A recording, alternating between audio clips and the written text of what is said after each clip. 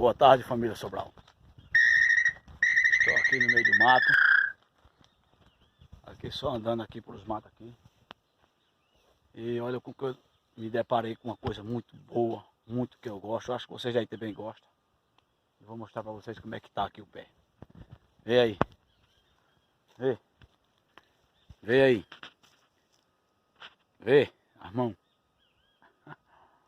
Olha. Assim, ó. Olha. Que desperdício. Pessoal, vou dizer uma coisa, o sítio não é meu não. Tem dono. Mas as coisas de Deus é incrível, né? Aí, o homem cuida. Aliás, nem cuida, né? Mas quem faz a obra é Deus. Vê aí, ó. Jabuticaba, tá preto o pé. Agora tem. Eu acho que na faixa dos 50 pés de jabuticaba aqui. Por esse secado para aqui afora. Mas nem todos tem não. Pereira safra esse ano, porque a chuva veio muito tarde. Mas dá uma olhada nisso aqui. Dá uma olhada, que coisa. Repara para aqui, que maravilha.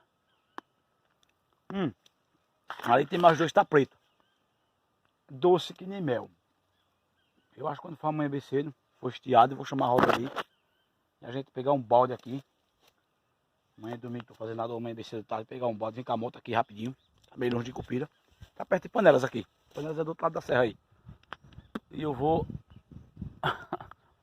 pegar a pretinha para chupar. É isso aí, família. Um abraço para todos. E um ótimo sábado. E que pena que vocês não estão aqui para chupar. Jabuticaba, né? Valeu, tchau.